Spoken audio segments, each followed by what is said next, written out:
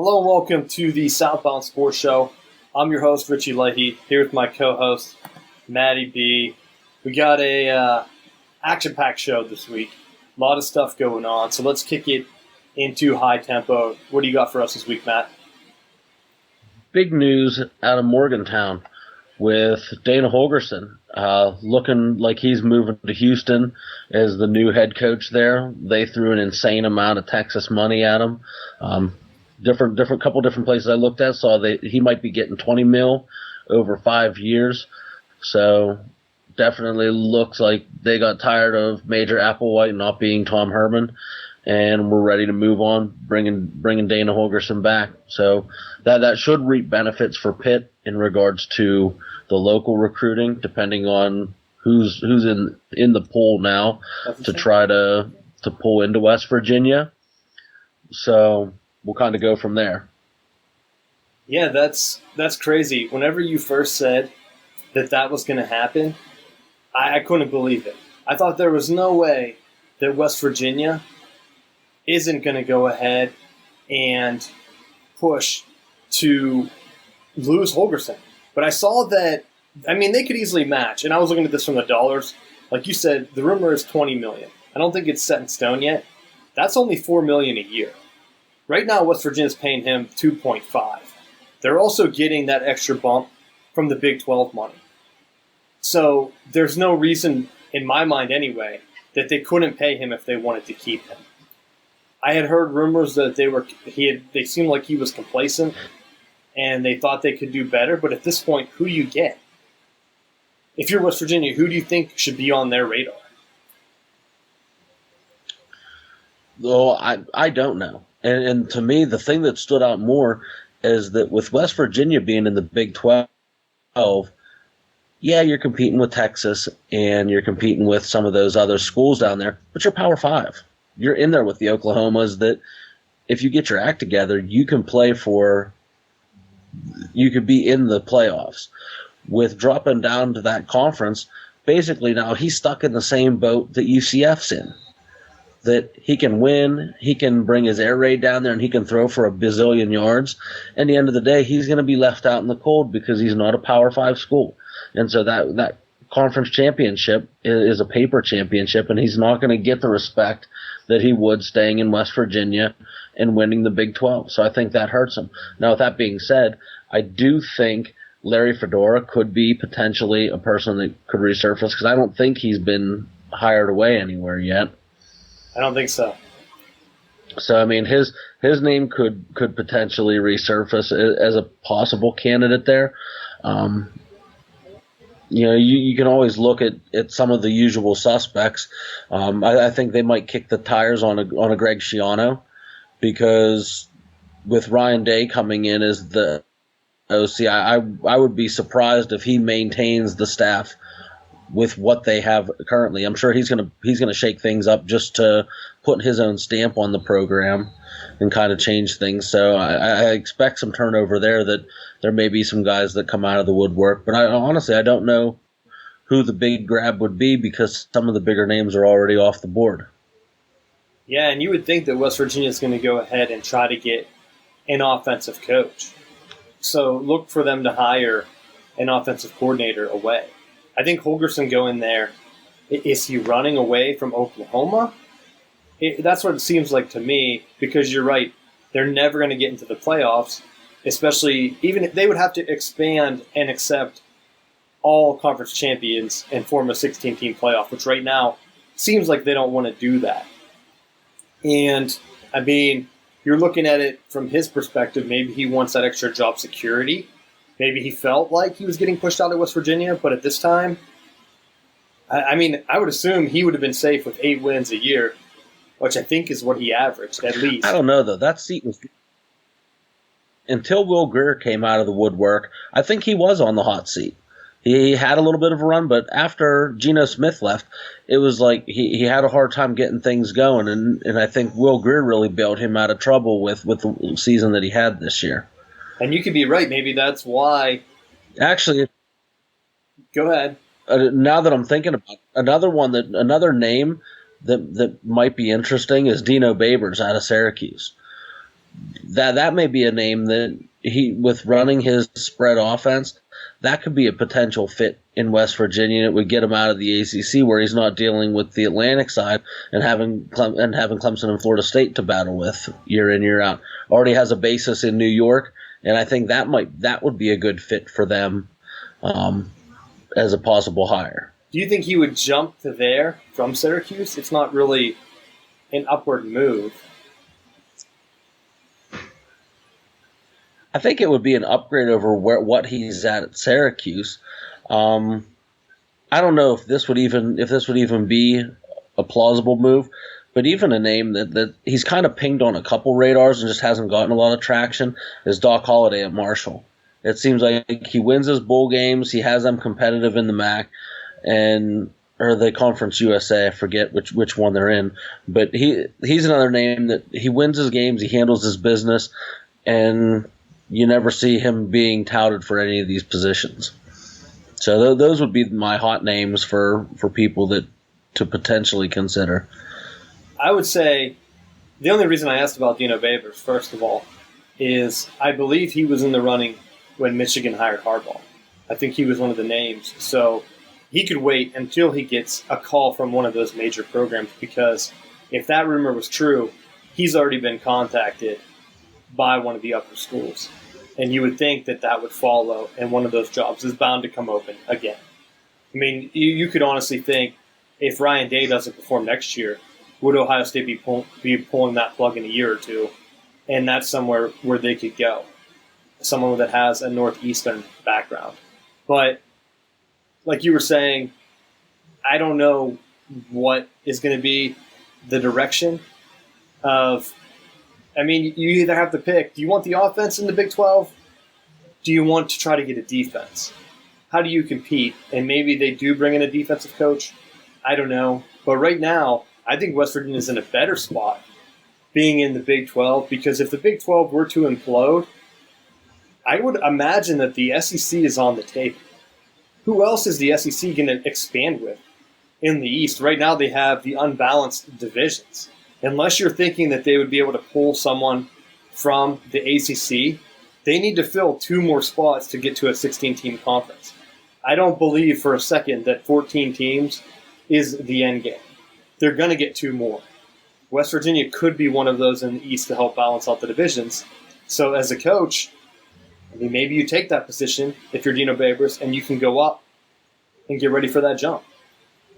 But all right, let's get into Steel City update. We'll switch real quick. I don't have anything on the Pirates because they're the Pirates. They don't make too many moves. But the Penguins, Matt Murray's been back, and he's been outstanding. They have won, what are they at? 6 in a row, 8-2 in the last 10. They're right in the mix for the playoff spots. What are they? This NHL thinks so strange. Are they 7th in the East right now? And I'm not too worried about it. This is when they should be hitting their stride, getting into January. With the goalies playing outstanding, you got to think that helps the defense, helps them in transition, and it's going to get things meshed out to where they can make a run. So do you have anything you want to add on that before we get into? I want to keep this pretty football heavy because the Steelers got eliminated, and this is going to be pretty much our last Steelers show. And next week we'll hit on Penguins more, but I want to get your thoughts first. Just watching the way they played last night, I thought that you're starting to see a little bit more consistency, and maybe with some of the moves that they've been trying to make, I think you're starting to see a little bit of settling, juggling around those lines and trying to find out where the best fits are going to be. I think that's kind of helping them now that they know what they have and can prepare themselves for this. To me, this is the second part of the season where you get the push to prepare yourselves for playoffs. You're exactly right. You got to get that push going and get set. Seeding doesn't matter. You just got to make it in, be one of those 8 teams, and see what we can get going. We have the captains to do it. So I'm starting to get excited. Never really worried this season. Defense, yeah, we had some holes early on. Matt Murray went out with concussion for a bit. Everyone's back. Let's stay healthy and let's make a run. But let's transition now into football, the big one. Steelers were eliminated. They won their game. They beat the Bengals. At home, it was harder than what it should have been with Andy Dalton out. I wasn't impressed with anything that I saw. We also had Antonio Brown out, which we're going to get into in a second. But I want to get your thoughts, Matt. As a coach, what did you think of that game? As a fan, it was like watching paint dry. As a coach, it was even more like watching paint dry. Because with not having Andy Dalton playing, and with not having Eifert playing, and missing different people, the Bengals really didn't have a lot of weapons. It should have just been storming the castle and pounding the Bengals. But, in true Pittsburgh fashion, they're playing a crap team, so they play like crap. And they play like the disorganized franchise that has come to be with these last couple years with Pittsburgh, where they play like crap versus Oakland, but then they go out against New England and play the game of their life. I don't understand why you can't get any level of consistency. And to me, that goes from the head man. It starts with the head coach and what he's allowing to have happen within his team. I 100% agree, and I think that going into that Oakland game, I had stated this feels like a must-win game. They didn't get it. I thought, well, they could still have a chance. Maybe it's not must-win, but looking back, that was the 100% the game that kept them out. You cannot lose to them there. I know they had some issues. I don't know if that was one of the games that Connor was out. I don't believe it was. But you got to get some consistency. The players are never ready to play, it feels like. This week going into the game, were they down early? It just is a jumbled mess in my brain. But they didn't seem like they were ready to play. You let the Bengals hang around. They didn't have a good quarterback. I don't know what the game plan was, but it wasn't consistent. There were plays where it wasn't Steelers football anymore. It was like the Sandlot backyard where I think Ben Roethlisberger was throwing a lot of things out there. Maybe they missed Todd Haley. A lot of people said, oh, that's going to be awesome, getting rid of him. But it comes from the head man. It feels very close to Marvin Lewis. I mean, you can make fun and say, well, Tomlin has the Super Bowl. Tomlin, after that Super Bowl, they've done nothing. I think I saw a graphic. Actually, I think Rick sent it. The Pirates have 3 playoff wins since that Steelers Super Bowl. That's how many playoff wins the Steelers have. 3. It's ridiculous that you can look and think, wow, this has been a successful run for Tomlin. It hasn't. We brought in the stats last week comparing him with Mike McCarthy. If you're happy with Mike McCarthy getting fired, or you think that was justified, Tomlin has the same exact stats now. Tomlin winning the North would have gave him one more division championship, I think, or something similar. Maybe he has one or two less. He wasn't even in the AFC Championship game as often as Mike McCarthy. McCarthy had like 2 or 3 of those. So it's ridiculous that other fans can sit back and say, Tomlin's great, Tomlin's this or that. You're not getting the guys prepared to play. You have locker room issues. That comes from the head coach and the culture that he's letting hang around. So I want to get into, actually, let's call in, put out a tweet. Jeff was at the game. He put out an episode of Space of the Laces before the game. But he said that they started a Tomlin chant. It was the end of the first half, I believe. It was early in the game. So, of course, that blows up. And I was going to go ahead and read some of these. They should start that chant. Team was not ready to play. Of course they weren't ready to play. They're letting the Bengals hang around. That should have been a blowout game, and you should have been able to sit back watching the Ravens game. A lot of agrees. Some people didn't think that Tomlin is the problem. But again, going back to it, locker room issues, like Matt said, that's the head coach. He has to set the tone. If he's letting people not practice, lying in the media, which is what everyone's saying this week, that Antonio Brown wasn't out. And again, we're going to get to that in a second. But it all comes from him. So I'll take a pause, Matt. You want to add anything in here? Well, there's one element to all this that I really hope isn't a factor in all this.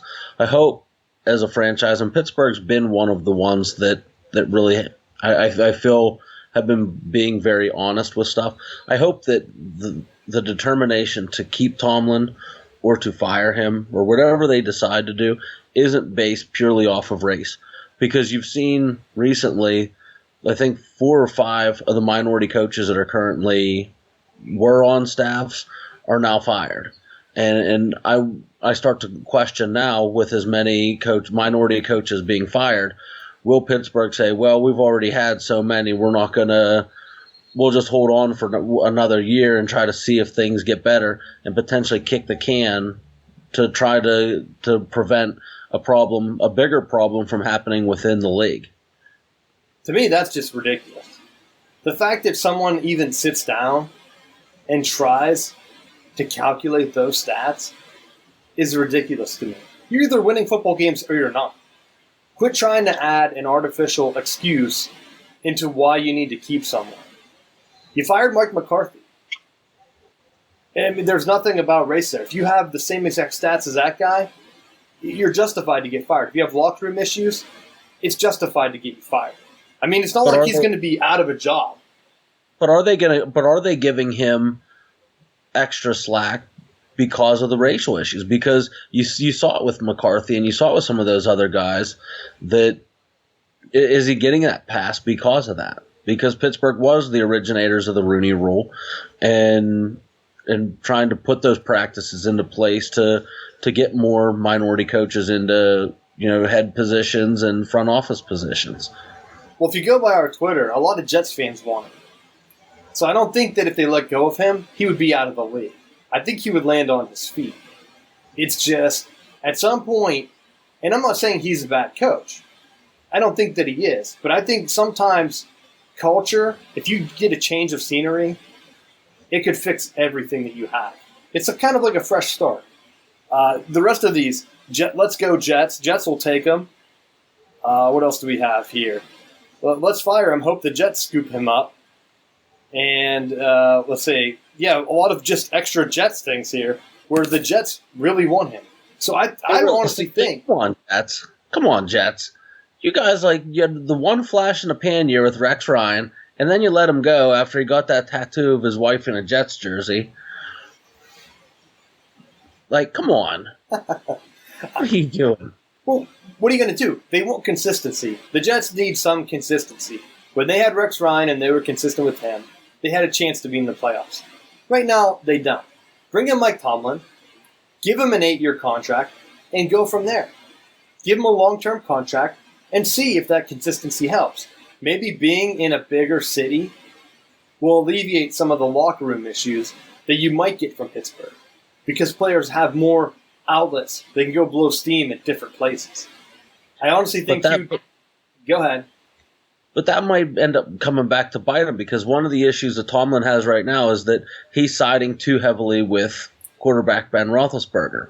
And if he's buddy-buddy with players like that, and then he goes to the Jets, and let's just hypothetically say a running back that he's had a lot of familiarity with, a la Le'Veon Bell, is willing to sign a contract with Tomlin knowing Tomlin's style and philosophies, and is going to be willing to get him the touches that he wants.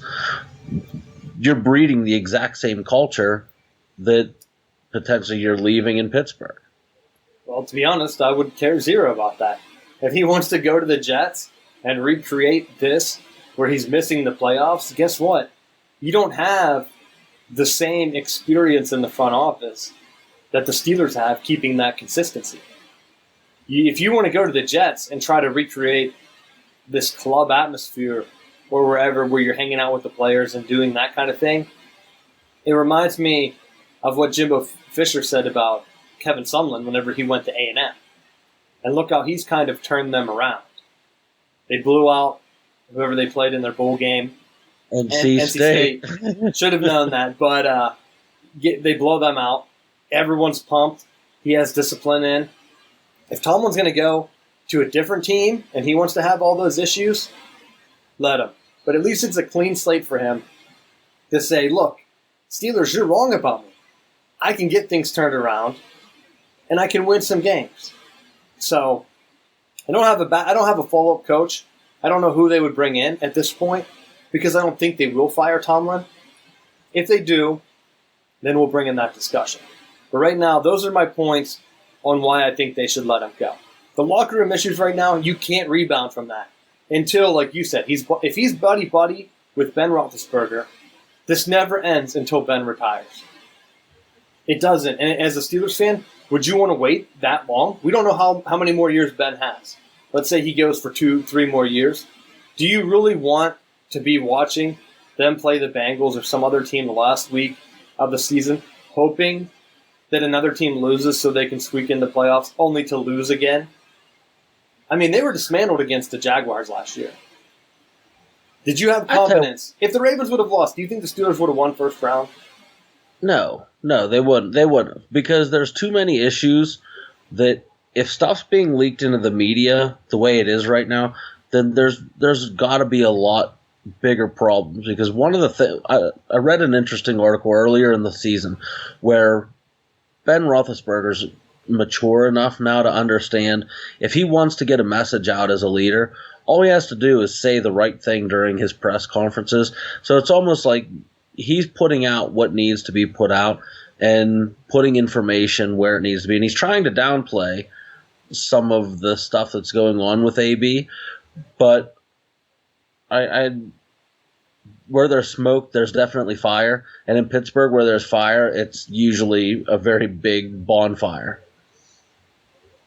Yeah, it's crazy that this much locker room issues can come from a city like Pittsburgh, where there's not a lot of stuff to do off the field. If we're being honest, not a lot of nightclubs and things like that to get yourself into trouble. It's not like New York. It's not like Miami. You can kind of have that intimate control that you need. Now, it's not as small as, say, Green Bay or somewhere else in the middle of nowhere. But come on, if you want to focus on football, focus on football. Why do you think Le'Veon Bell was in Miami all season? Because he knows he can't get that experience if he's hanging around Pittsburgh. So get someone that's going to focus the team and make a run. Because when Roethlisberger retires, you're losing a generational player.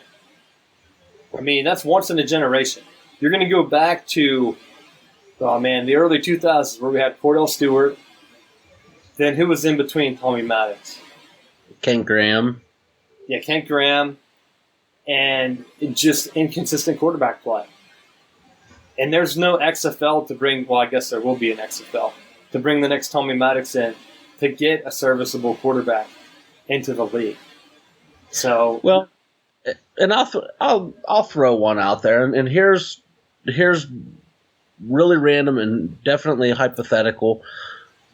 If they were to part ways with Tomlin, what about looking at Cliff Kingsbury and bringing him up to the NFL? I know he was just looking at being USC's offensive coordinator. With running that style of offense that's becoming more popular now in the NFL, I would be open to bringing him in and seeing what he could do. You think they would just hire an offensive coordinator as head coach? He was a prior head coach.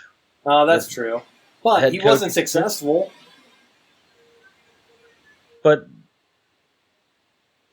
sometimes change is helpful. Sometimes, just like what you said, that change of scenery could be helpful. And plus, at Texas Tech, he was going off the heels of Texas and Oklahoma, and even at times West Virginia. So I think that's tough. That was a tough competing ground within that conference, where you're stepping in and you're not having to recruit. You're able to spend more time scheming, which seems to be a strong suit for him as a play caller. And it's not like, not throwing any negative vibes at Texas Tech, but Pittsburgh Steelers they have a couple more weapons than what he's dealing with Tech.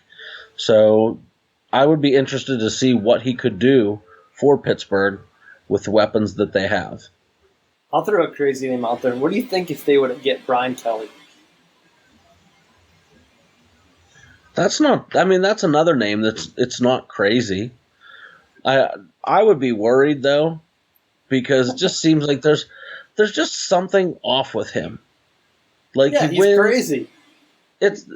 He's like college football's Andy Reid. He gets there, He gets a team that plays competitively for a period of time, and then the wheels just completely fall off for no reason. I wonder, too, if it's bull prep. Right now, the way the system is set up, by getting into the playoffs so much, like Dabo Swinney and Nick Saban have done, their players are now used to getting that extra month of prep. It's very hard to get a team like Notre Dame ready to play at that level if the players haven't been there. Look at what happened in 2012. That was their first run in forever. But to be fair, Notre Dame hasn't won a bowl game since the turn of the century. Since the 90s, I believe. So maybe you're right. Maybe it's Brian Kelly. Maybe it's not. Maybe it's a system thing. I don't know. But the other big name would be Lincoln Riley. I think Oklahoma's looking to extend him, though, at this point. And I think if you threw a ton of money at him, though, he might jump. I don't know if he's tied to college. But you could also throw money at Urban Meyer. What the hell? Go out there and try to get someone different if you want. But I would like to see them think outside the box if they try to do that. They definitely need someone fresh. They can't just bring in a coach if it happens from elsewhere. But let's get into the Antonio Brown thing. So the rumors were that Antonio Brown, obviously he didn't play on Sunday. Everyone thought it was an injury report. Then there was some smoke early in the week, which stated that he had a locker room issue. And Tomlin benched him, which, number one, would be against the league rules. You can't put a guy on the injury report if he's not actually injured. So that could come back and cost the Steelers. That could also be cause for firing Mike Tomlin. They could also lose, draft picks or money against the cap or something, depending on how severe it's determined. I didn't see anything today. With it being New Year's, though, I've kind of been exhausted. So I don't know if I missed anything, but I didn't see anything definitive stating that he was injured, he wasn't injured. I saw something where they said he may have threw a ball at Ben Roethlisberger, but you're never going to get the truth unless one of the players comes out and speaks on it. And right now, we're not in the middle of players changing teams right now, where that could happen. So, what are your thoughts on that, Matt? It's another card in the same box. Is AB talented? Yes. Is Le'Veon Bell talented? Yes. But what does the locker room do when you surround yourself with guys that are about themselves? And we've talked some shit on John Gruden, but with players that he's moved, personality-wise, chemistry-wise, I don't think the moves that he made were dumb. When you look at like Khalil Mack, he's doing wonders for the Bears, but he's about that big money contract. And with Amari Cooper, I don't know what would possess him to make that change, but I'm sure that it was locker room dynamic. And there were a couple different things with Ryan Clark having some videos out that said he was in the weight room when he heard Mike Wallace wasn't getting paid.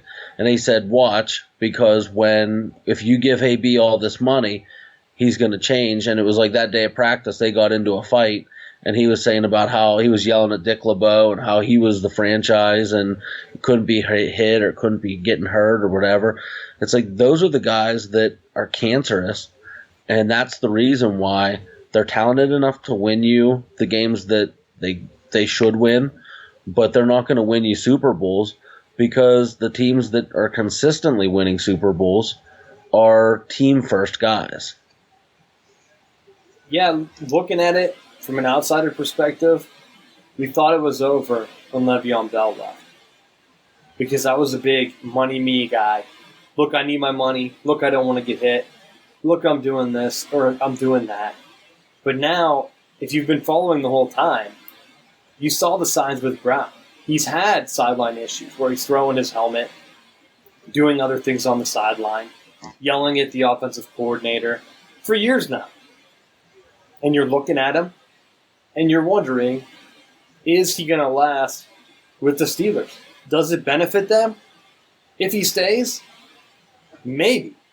I don't even want to say yeah, because if I'm looking at it, Ben Roethlisberger has made receivers look amazing his entire career. As soon as they leave, what happens to these guys? I mean, they're shooting themselves at nightclubs. They're out there doing all kinds of other things, falling off the face of the earth. We never hear about them again. And maybe it's the quarterback. Maybe for one glimpse of a second, it's the quarterback. And you could say the same in reverse for Tom Brady. Tom Brady makes everyone look decent, serviceable, like possession receivers because of the way he's so methodical in the pocket. Ben Roethlisberger makes every receiver look amazing because he's back in the pocket, extending plays and throwing deep balls, and the receivers are breaking off 50, 60-yard receptions. So maybe it's a style of play. Think of how underwhelming Randy Moss had looked on the Patriots. Chad Johnson. They put up solid numbers. They won games because that's not how Tom Brady plays. Whenever these guys leave Ben Roethlisberger, because he's able to get hit, he's able to extend plays, and he's able to find guys down the field. Most quarterbacks can't do that. I mean, just think it back. Who do you remember that could do that? Brett Favre, maybe? Some people say Aaron Rodgers, but is he really making all these great receivers? No. So, I mean, maybe it's that. Maybe if Brown leaves, he's a bust. We don't know. It seems like every receiver that leaves is a bust. So you either have to think that the coaches are so great that they can tell right when the guy's career's over, and then they're like, all right, you can go. Or maybe Ben's just that good at making receivers look amazing. And I'm leaning towards that one. Sometimes I think you got to be careful for what you ask for or what you wish for. And one of the places I saw AB was like jokingly putting things out for was San Francisco and wanting to be out in San Francisco. Right now, why in God's name would you want to go there? With all of the issues and stuff that they have, they're competing for not a Super Bowl. Like, he said he wants to win Super Bowls. Why would you go to a team that's jockeying for top position for the NFL draft? Like, come on. But Matt, I'll tell you, they want to go to the 49ers because of the way the Harbaugh scenario went down. Jed York, he went out of his way to make the players feel like it was the players' team. He came out in the press, attacked Harbaugh, said Harbaugh was hard on players, all of this other stuff. He gave them a platform, and now guess what? It's a player's paradise. And guess what? Players-led teams don't win. They don't win for shit. They get killed most of the time, to be honest, because there's no leadership. So he can keep bringing in coaches. He can bring in a Chip Kelly. But guess what? Chip Kelly is not a coach that takes control. So because the players are already running the asylum, which Jed York, the owner of the 49ers, he enabled by pushing out Harbaugh and then promoting Jim Tom Solo. That was the worst hire in possibly the history of the NFL. This guy was the players' coach, the guys that the players wanted, because they knew that he could go out there and they could walk all over him. And guess what? That's what they did. He lasted, one season? I knew that was going to be an awful hire. And now, after that, now they're just chasing it. They bring in Chip Kelly because he has a system, but guess what? His system isn't discipline. His system is like workout stuff. If you go back and watch the old Oregon tapes, it's about cutting edge, recovery, staying healthy. More players things. More players like less hits, let's do this. But in the NFL, that doesn't really matter. You kind of need to have scheme. That can win you a bunch of games at Oregon where you can out-condition the rest of the Pac-12 because they don't have as much depth as other schools. And once you get into the playoffs or the football championships or whatever, you're going to get slaughtered. That doesn't work in the NFL at all. And then what have they did? They did the same thing with who they have now, Kyle Shanahan. They bring in John Lynch, who had almost zero experience, to be GM and then bragged about it when he made a couple moves like he was the greatest thing ever. So if players want to go there, that's why. It's a player's thing. And I like the 49ers growing up. So it's sad to watch a great franchise fall like that. If they had any consistency, they could be like the Steelers, but it's like the Steelers in Bizarro world, where they had all these great things, and maybe that's what happens if they push out Tomlin. I don't know. So maybe I'm wrong in advocating for his departure, but my oh my. If any player wants to go there, you know the player doesn't care about winning Super Bowls. It's like saying I'm going to go to the Browns because they're going to win a Super Bowl. Even the Browns have a better team, though, than the Niners. Well, I'm going to tell you that they're a team that if they don't screw this hire up, that they could potentially be. They finally have a quarterback. So whoever the person is that keeps like crossing the names off the jersey, they may actually have a dude if they can keep him upright. I thought for sure Mayfield was going to win that game. He had a few chances, and you know who I blame that on? Jarvis Landry. Because Baker threw that ball, it was the last possession. It was first or second down, I think. Maybe second or third. It was an out pattern. Baker threw it slightly behind him. Instead of trying to catch the ball with two hands, he put one hand out because he didn't want to get hit. I know that's why he did that. Because I played receiver. I know exactly all the tricks. You do a one-handed thing because you don't want to extend your upper body right where the D-back's going to pop you. But guess what? If he makes that catch, that's a first down. Or even if it's not a first down, they're inside the field goal range. And that ruined the whole drive. Catch that ball. Catch that ball and the Browns possibly win that game. Instead, he put a half-assed effort. And if I was the coach or anyone, the GM, and Jarvis Landry came in and was like, hey, let's talk contracts, I would just have that effort on loop in the office the whole time. I would buy 7 TVs and just put them behind my desk with each of them playing that same catch. And I would be like, oh, you mean this one right here where you only put one hand out? That's worth how many more millions you want? Because that was the backbreaker. As a Steelers fan, I watched that. I was like, oh, well, there's the same old Browns I know. Same old Browns doing something stupid to blow that game. Like I tweeted at you, when you leave your season in the hands of the Browns, that's why you don't get to make the playoffs, Pittsburgh. Stupid. They never should have been in that spot to begin with. And when you look at all the tantrums, that's like, I felt like as I'm watching these stories unfold, it was like drama and issues that I would have to deal with my high school kids. Not grown adults getting paid millions of dollars that you would think, you're here to be the best, do your job, and solidify your place with one of the greatest franchises in all sports. Yeah, I mean, it's beyond. It's beyond. I don't know anything that. It's basically in the coach's hands. It's beyond that. You're letting other teams dictate your chances, and it just doesn't go well. So that's it. That's all I have for the NFL. You got anything else, man? I don't have it. Only Steelers depression is what I have. Well, in my rage of that, I also saw that Atlanta fired their offensive coordinator, Sarkisian, who needed to be canned, their defensive coordinator, because they couldn't cover anyone, their special teams coordinator, and they should have just put the icing on top and axed the head man as well. But it doesn't look like Arthur Blank's going to do that, so curious to see what the shakeup in Atlanta is going to look like. But given the weapons that they've had offensively, they're another team that I see like Pittsburgh. They have all the weapons. They should have been a more competitive team. They were actually a team that I thought was going to be in the mix to push for a Super Bowl appearance, if not a deep playoff run. And they're like Pittsburgh and us, and they'll be watching the playoffs from home this year. And I think since they didn't cut him, he's more of a CEO type coach that we've talked about on this show, and you've been hearing a lot more in other media, where he's not the one coming up with the schemes. He's more about motivating the players, coming up with the workouts, doing scouting, watching things on film, and discovering tendencies. And whenever you have an offensive coordinator like Shanahan leave, maybe that's the straw that broke the camel's back. I mean, he might not be doing great at the 49ers, but he might be able to come up with a game plan that can get stuff done. Look at what happened in the Super Bowl.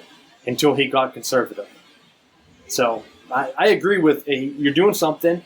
If that's what you feel like your head coach strength is, coming up with schemes, watching film, and letting someone else do all the game planning, great. Now bring someone in and let's see what happens. I mean, Sarkisian, hiring him is basically you're asking for it if that's what happens.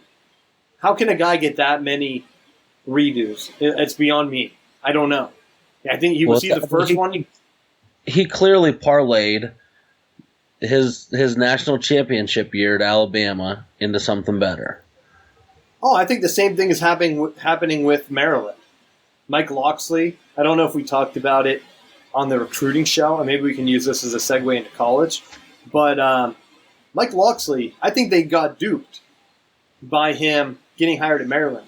His underwhelming signing day class where they were like, oh, well, he's doing split duties for Alabama.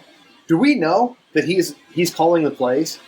I mean, that's what they say that he does, but I would assume that Nick Saban or someone else is helping relay or come up with the game plan. I know they hired Dan Enos, and I would think that if they hired someone like that on offense, they're bound to take over that offensive coordinator position full time, and they're going to push out Mike Locksley. I think the same thing happened with Sarkisian, and I think Nick Saban's smart enough where he can push these guys out and still get stuff done. Because normally if a coach has 1 foot out the door, their bowl game is a complete mess. And I didn't see that from Alabama. So I think Maryland might have been duped there.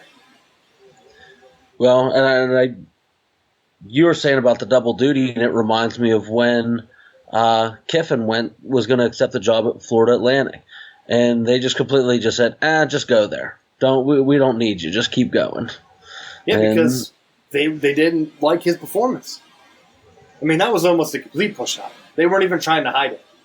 No, that was clearly Saban didn't like the way Kiffin was like flaunting, running it up on people, and just for whatever reason there was that tension that ran him out. So it is what it is. Well, let's use that. I was hoping Miami, Mark Richt, he just retires. He got beat by Wisconsin so bad. At Miami, your athletes. That's why I think the myth of everyone saying, well, the more athletes are in the South, look at the results and things like that. Then what happened in this Wisconsin game? How come Miami's athletes just weren't burning these guys if they're so big and slow? Because that's what Michigan did this year. Michigan tore Wisconsin a new one. And then you watch this Miami game, Miami looked like middle schoolers out there. They were getting that ass slapped. So bad that Rick just gave up. The rumors, he decommitted from Miami too. Who? Mark Richt decommitted as well. He saw what was happening to the class. He's like, you mean you don't have to stay here? Well, that's what's crazy in this. And I know you have some pieces that piss you off, so I'll let you get in that in a second. Just to recap for those that don't follow college football as much, Miami has Mark Richt. They got him from Georgia a few years ago. They have all these high expectations of him. Hey, you're going to come in, you're going to win this. He's been underwhelming to this point. His head of recruiting, Manny Diaz, well, I think was the defensive coordinator. Yes. He leaves, takes a job at Temple. While he's interviewing, Miami has a ton of decommits. And I know for a fact it's too late for a bunch of these guys. Because they hire Manny Diaz back. So Wisconsin crushes Miami so bad that someone from the athletic department tells Rick that he needs to make coaching changes on offense and get rid of a bunch of assistants. He says, you know what, I've been into this too long. I'm just going to retire. Right after the bowl game. So they bring back Manny Diaz, hire him almost immediately. But it's too late. So I don't understand the benefits of bringing in Manny Diaz. Because you've already lost this recruiting class. I know the guy that flipped to Michigan, he signed on that early period. I would assume almost everyone else has already signed. So you're not going to get that bump of bringing him back in. Do we know he's a good coach? He's unproven. So Matt, go ahead, give your thoughts, and I'll get into mine a little bit after. Well, over the Christmas holidays, we were talking, and I told you straight up, like, to be as touted as what Diaz was, it surprised me that he settled at Temple. And I said, something doesn't seem right with that choice. Like, and not a slight against Temple, but for as high of a profile coach as he was, and being at a school like Miami, you would think that you could go from Miami and parlay that into a bigger Power 5 school, is what I was thinking. And it just didn't make sense to go from Miami to Temple. And without really, I didn't think that he had the connections to be there. I thought he was more South Florida guy to begin with. And out of nowhere, like, what was it, 17 days that he was head coach there. He's working on bringing coaches on board. He's filling out his coaching staff. He's talking to recruits and signing his class, and then he gets his contract bought out and goes back to Miami. So the first thing that I thought about was, well, what happens to those assistants? If I'm an assistant coach or I'm offered a position and I say, oh yeah, I'm going there, and then he pulls out, what happens to those coaches? Because now they've already told schools, hey, I'm not going to be back. They move on, and now he's leaving a bunch of assistant coaches with their ass out in the wind, which I don't like. I don't like the fact that he committed to a school. The school was willing to be there for him. There could have been talks, or with what it sounds like, there were some things that were going on at Miami that he couldn't have been that naive to think that his name wasn't going to be brought up as a replacement, that he felt like he had to jump ship. Well, if you felt like you had to jump ship, then you should at least have the balls to stick with the program for at least a year. At least give him something. Don't leave him in the middle of the dark, because that's such a dick move. Like, how do you do that to a school that was willing to upfront, give you a shot when there were so many other programs that haven't? And I kind of look at that the same way that we've talked about with the draft. Like, I don't think the players should be like, use the I'm not going to play if you draft me mentality. You should be honored to have those offers. And if you're only left with certain ones, if you want to be Miami, then wait for Miami. Don't tease these other schools and then leave them in a worse off spot, because it's a dick move. I'm going to take the opposite approach. I don't mind it. If Miami's his dream job and it comes open and they offer it to you randomly, take it. I feel bad for the early recruiting period. The early signing period, you're hurting the players. Now all these players that wanted to play for him thought that he was going to Temple. They thought, okay, I'm not going to have a chance at the NFL at Temple. I might as well go to another bigger school. They commit elsewhere. They sign. Now they're stuck. What about, I don't know if this happened, but what if any of the guys that liked him enough to commit to Temple now they're stuck? Guess what? This early signing period doesn't help with the coaching changes. I think it's an unintended consequence. No. That was another reason that it chapped my ass, is that, yes, Miami had to pay the $4 million buyout to Temple, but then they paid the $4 million. All sins are forgiven. And from that point, those kids that committed, if they don't want to play for whoever that next coach is, or they wanted to play for Diaz, and if he had an offer to Miami and was completely sold on the coach, I know a lot of the recruitniks are going to say you commit to the school, not to the coach.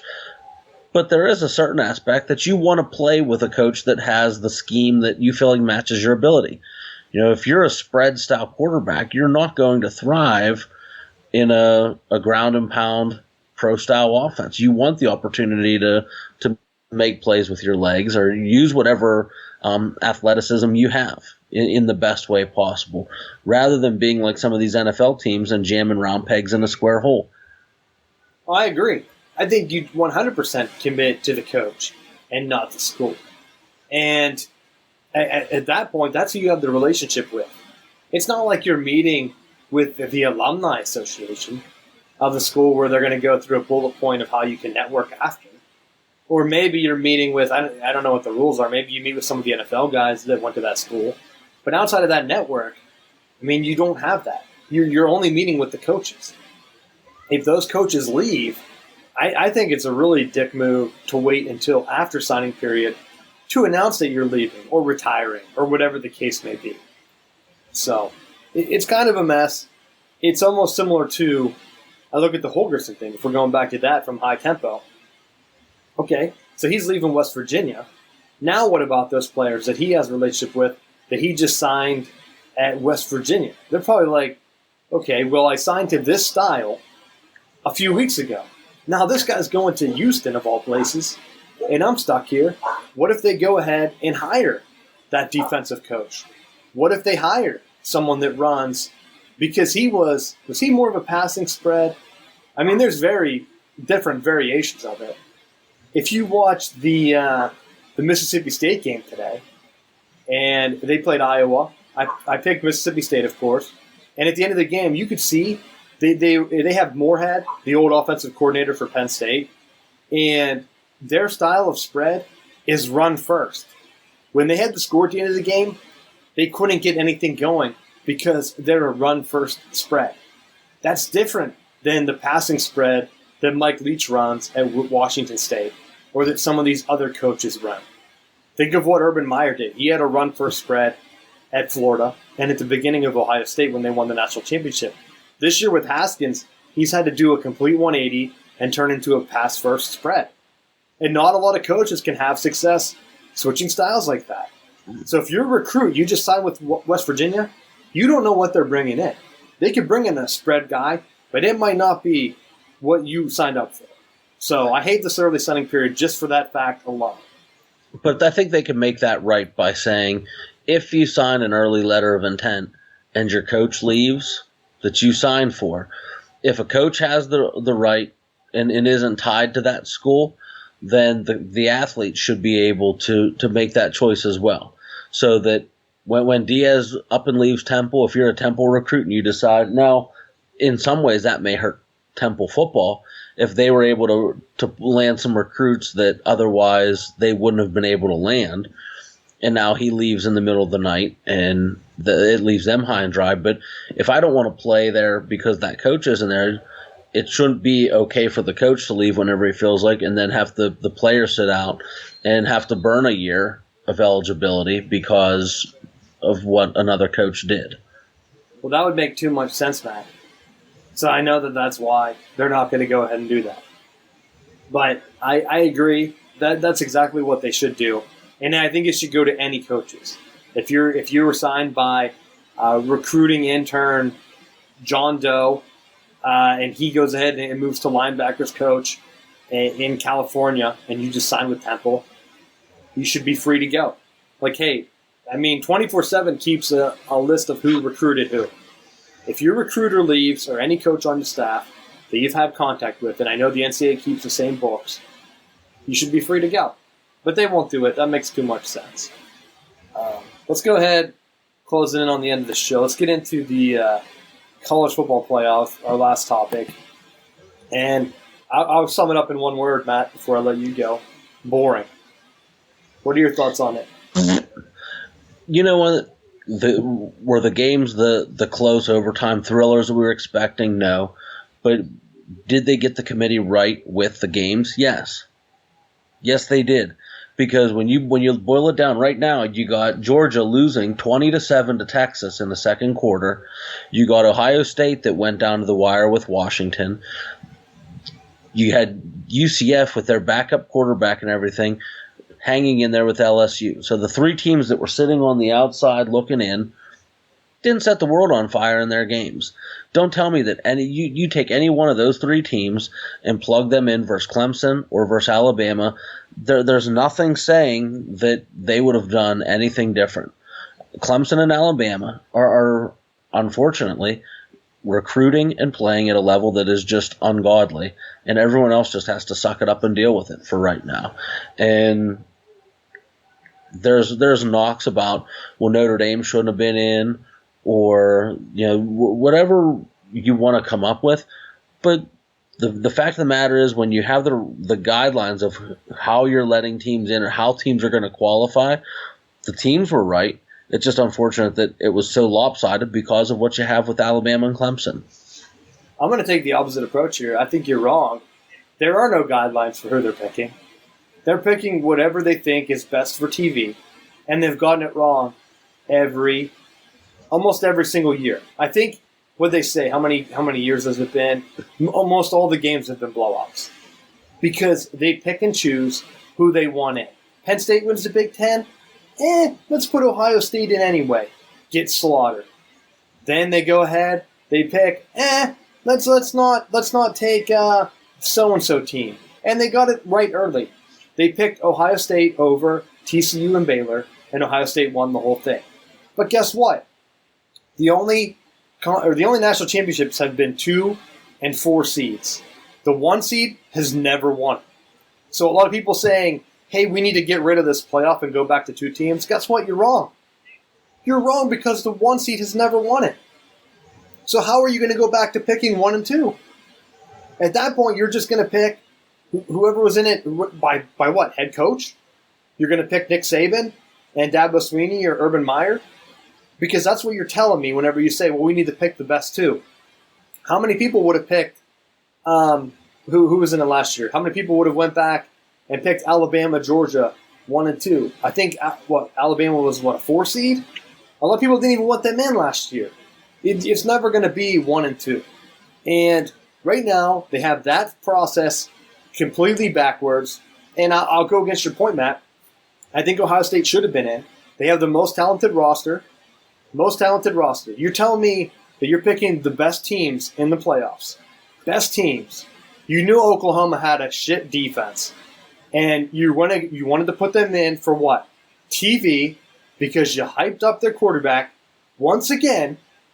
And I'll say this, every Oklahoma quarterback that won the Heisman lost their bowl game.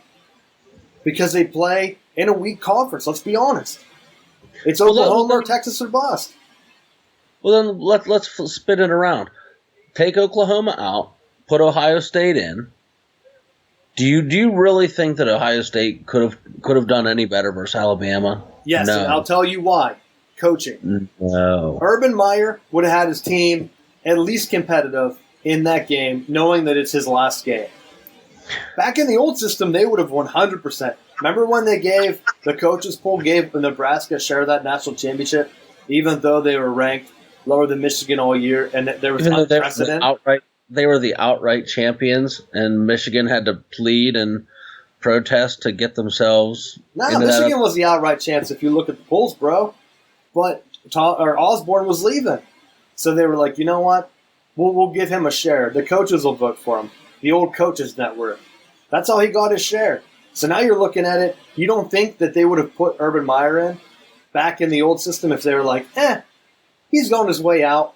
Let's go ahead and put him in. I think they announced the playoffs before he announced he was on his way out, and that's why I told you before. If Urban Meyer would have said he's leaving, 100%, Heisman or no Heisman, Ohio State would have been in the playoffs. But for whatever reason, Ohio State has this weird power play with him right now where I don't think Urban Meyer is going to stick in that assistant AD position for very long. Because I'm convinced that if he knew he was stepping away, he would have played that card before the committee made their selections. There's no reason for him to hold that information. Well, the committee did him a favor. The committee didn't want to put him in because he was having all those migraines and all those problems. And when he would have had to go up against Nick Saban, he would have just died and he would have been dead. That would have been more entertaining than the beatdown I saw in that Oklahoma game. That game was over. Don't tell me that they came back and won by 10. Nick Saban was in cruise control when it was 20-0 or whatever it was early in the game. It was over. He said, you know what? We're taking a foot off the gas. That's what Ohio State did tonight versus Washington. Exactly. They had an opportunity, and they went into cruise. They went into cruise control, and I was watching it with my brother, who's a big Ohio State fan. And when Washington had an opportunity to kick the field goal, they went for it around the 30-yard line. I said they need to kick it and they need to take the points, and we argued about it. I said if he takes the points, instead of being you're still down, but you score a touchdown after that and get the 2 point, it's a 2-score game and you're right back in the mix. And sure enough, it came down to where, had they have done that earlier, they would have been jockeying for the touchdown to tie it up as opposed to needing to rely on the onside kick later in the game. It came back to bite them. So there were elements of the game within the game that that I think burned them, but I think it was almost a cupcake for them.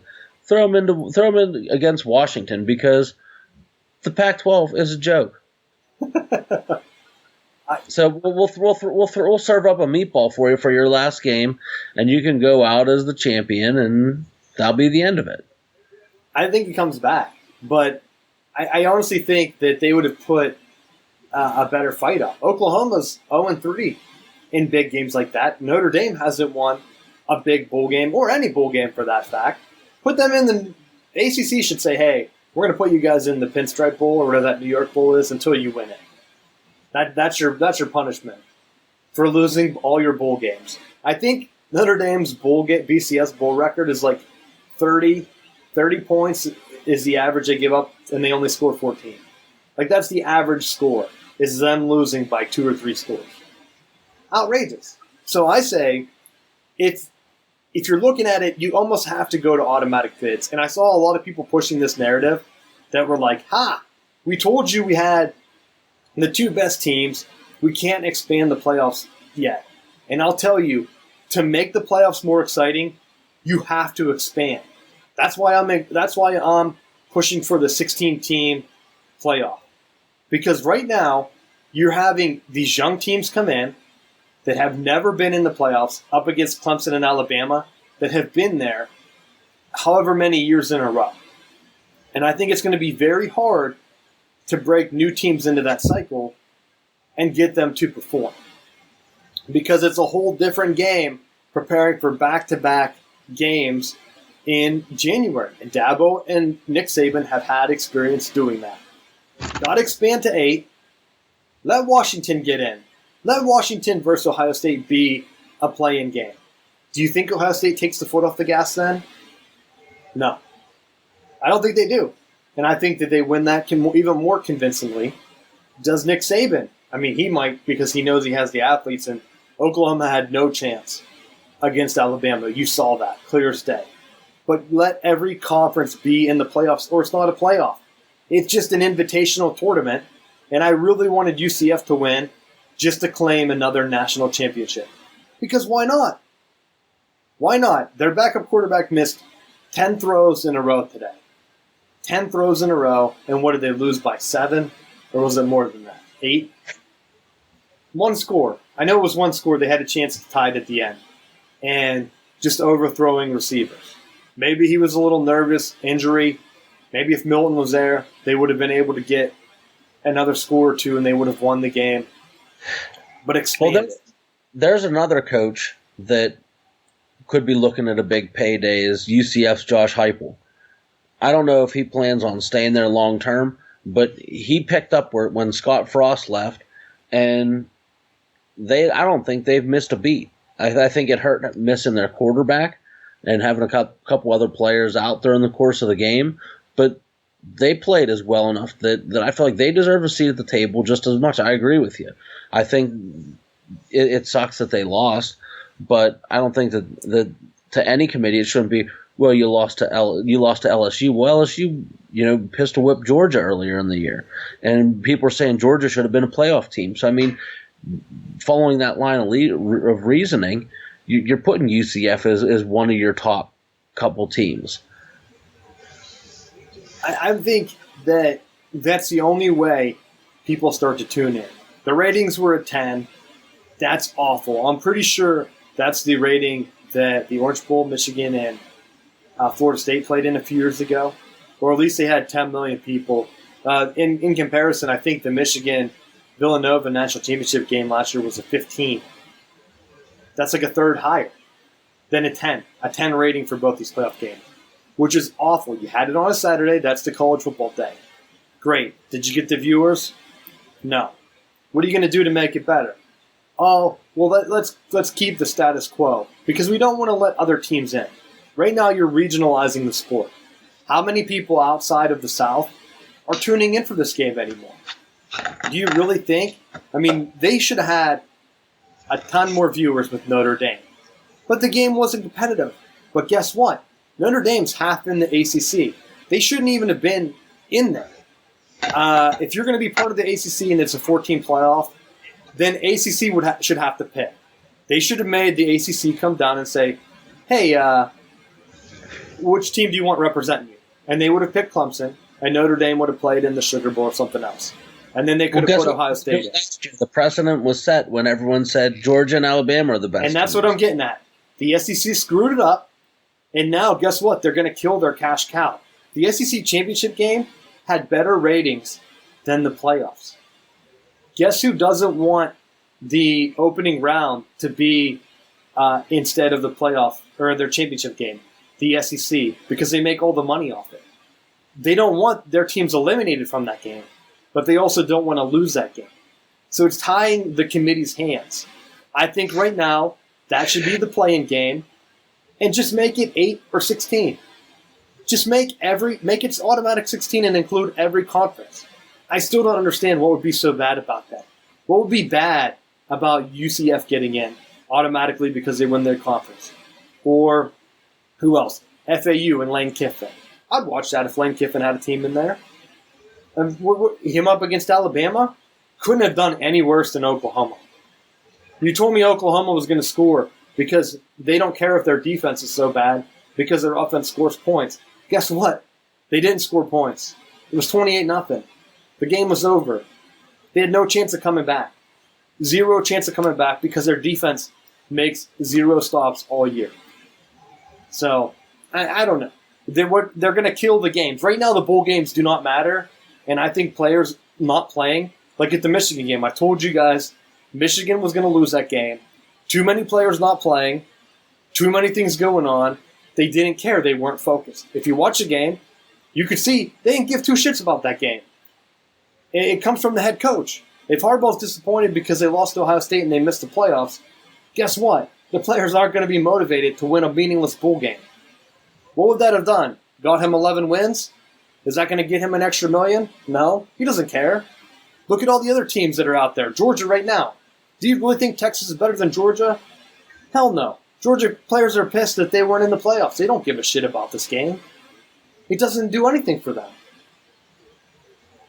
But you know what I think? I look at that opposite. I would have assumed going in that Georgia wants to make a statement that if they thump and they go into they're going into halftime now, down 20-7. If they don't come out the second half and blow the doors off, going into the start of next year, you're not going to have the preseason hype that lands you in that top 5 spot that then puts you competitively in line for a spot in the playoffs. You got to be in that top tier early in the year so that you can maintain your head of steam to get yourself a seat at the table. The teams like UCF that start the year off low end, I mean, even when you look at, and I'm drawing blanks now, but a lot of these teams that start off either unranked or lower top 25, they don't stand a chance. Oklahoma was within striking distance. Clemson was within striking distance. Alabama was. And Notre Dame was a bit lower, but Notre Dame's the anomaly of college football because they are the cash cow, and typically their fans travel to the games as opposed to maybe we didn't get the viewers, but they got it with butts in the stands and they got it with concessions and all the other stuff that goes along with having them in the playoffs. So it's not all as doom and gloom as you think. I would say, like I said, I'm looking at Georgia and Michigan, 2 teams that they have other things to worry about. They don't care about the preseason pool. You're telling me that if Georgia goes and has a run this year like they had, or next year like they have this year, but instead they beat Alabama, they're 100% in. I don't care if they start unranked. Wasn't Auburn unranked that year they won the national championship with Cam Newton? If you beat Alabama and Nick Saban, you're going to get that bump. Michigan, doesn't matter. They could start unranked. You beat Ohio State and Urban Meyer. Harbaugh couldn't get it done. They would have 100% been in the playoffs. They would have been in the playoffs 2 or 3 times. If he would have split with Urban Meyer, Michigan would have been in. They would have been in 2016, the overtime game. They would 100% have been in. They would have been in this year. They were ranked 4th. You got to beat the team. So they have other things to focus on. The bowl game doesn't mean anything. They already signed top 10 classes, both schools. Who it means more to is Texas, because they haven't been recruiting like that, because they haven't been there before.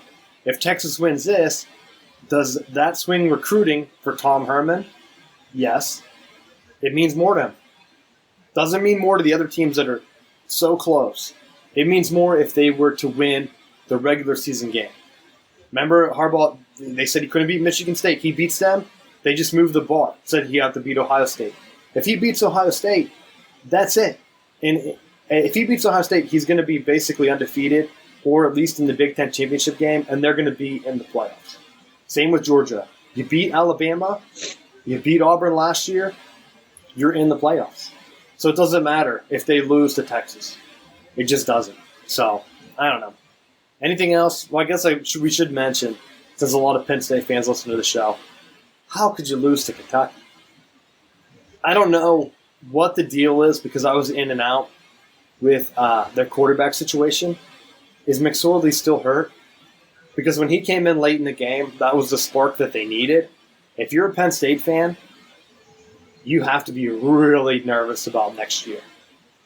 Because their backup quarterback does not look like he's ready.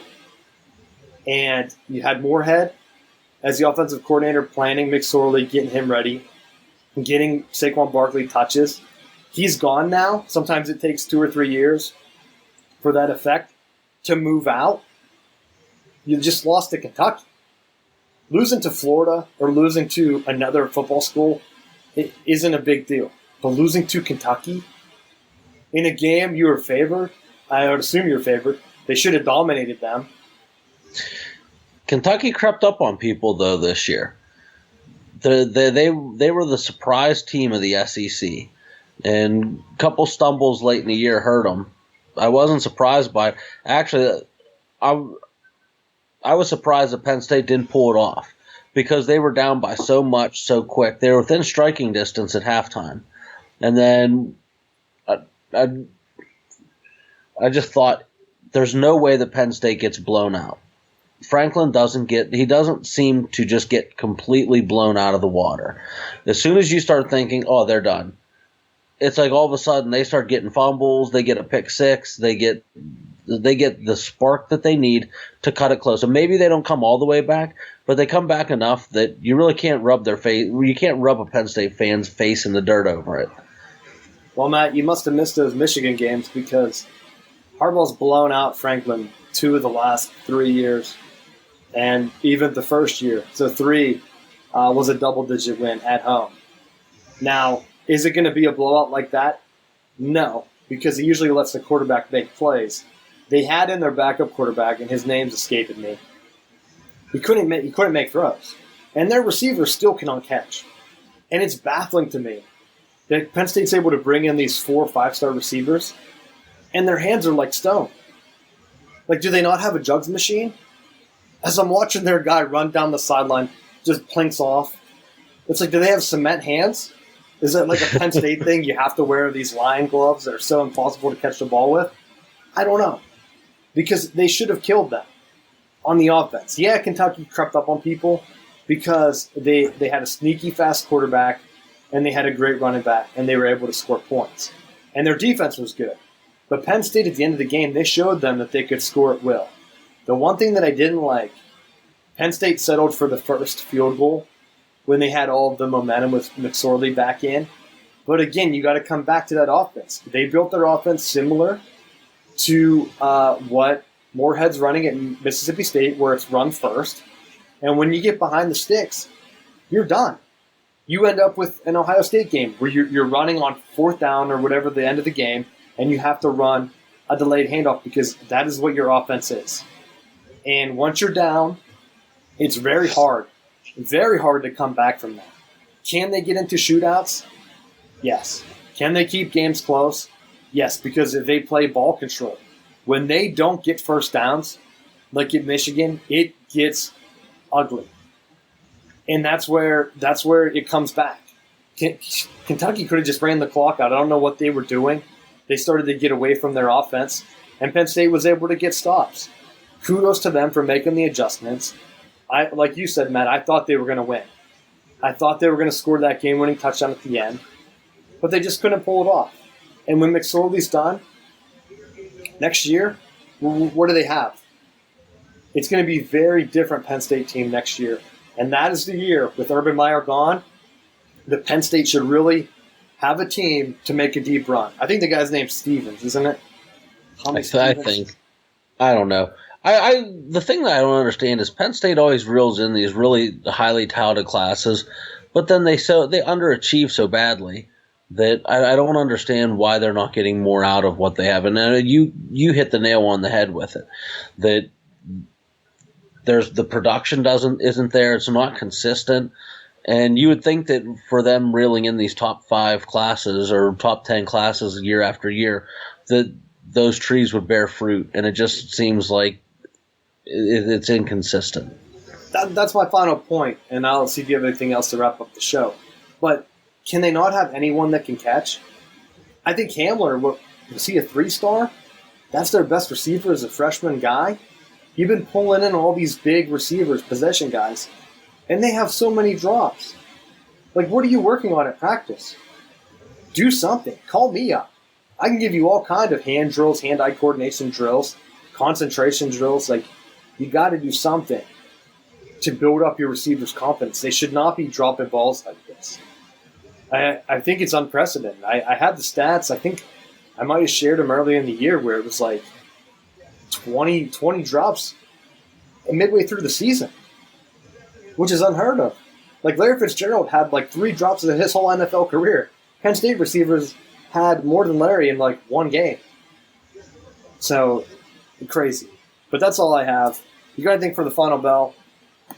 Yeah, just a little bit of a thought with now that we're getting into the season where sadly coaches are getting fired and things are going like that. One quick point. Do you know which coach during bowl season had the most points scored on them? Wait, you mean all time? All time. Probably Joe Paterno or Bobby Bowden. If you guessed Dabo Swinney when WVU laid 70. Oh, you mean the 77. You meant in one game. I thought you meant a career. No. Just one game. Oh, I knew that West Virginia game was a complete beatdown. Did Clemson fire him after that? No. And guess what? Was that his 4th year as head coach? It was 3rd or 4th year.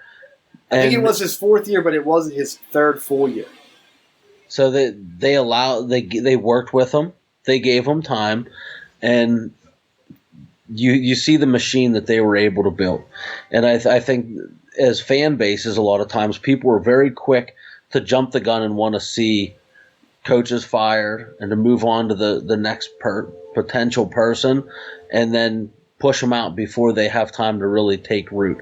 If you do your work early and you hire a high-quality person, and I feel like Florida State now has that in Willie Taggart. I think Michigan has it with Harbaugh, that you don't have to worry. You don't want to push someone like that out because is the grass greener on the other side? And a lot of times the answer is no. That you end up, had you have given that person more time, could have changed the dynamic of a program. So keep that in mind, and also keep in mind that there's families that are going to be affected by these firings as well, that now they're going to be moving in many cases to different states and having to reestablish their lives. That it's not just the sucky coach, but it's also their spouses and children. So I think fan base need to keep that in mind as they're rattling off their nasty grams towards coaches and firings. I think to add to your point, the reason Dabo was able to go is he made some big coordinator changes. He brought in Chad Morris, and he brought in Venables later. Now, with Harbaugh, he's already had to make those changes multiple times. There's rumors that Don Brown's now going to be the head coach at Temple, filling in for Diaz. Can he do it again? Will he bring in a guy that maybe runs a little bit of zone that can contain Ohio State and play ball control? If they do that this year, there's a good chance they win that game against Ohio State instead of not making the adjustments in the second half. Is he able to bring in another offensive coordinator? Sometimes you've got to be open to make those changes. Is Willie Taggart going to do the same thing? Build the program, see what happens. As long as you're recruiting in the top 10, like I said, you have a chance. Every national championship has a top 10 roster.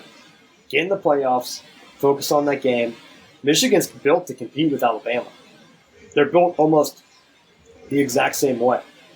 They just need to get a little bit more creative on offense and add some more zone, I think, and sometimes be able to flick on that switch where it's bend but don't break. Let's let their offense make mistakes and see what happens. But we'll see. I think that's all I have. My last thing. Well, I did have one last thing. Last question to end the show. Will West Virginia bring back Rich Rod? No, he already signed his offensive coordinator at Ole Miss. Later, Gator. That doesn't matter. You just saw Manny Diaz. He signed as head coach at Temple. They won't bring him back. They bring him back and recreate the magic. Go to bed. Sign him at Michigan. All right, that's the end of the show. Thanks for listening. Unfortunately, Steelers are out, but we'll be getting into NFL playoff stuff next week. National championship game will happen. You got a prediction real quick? I got Alabama.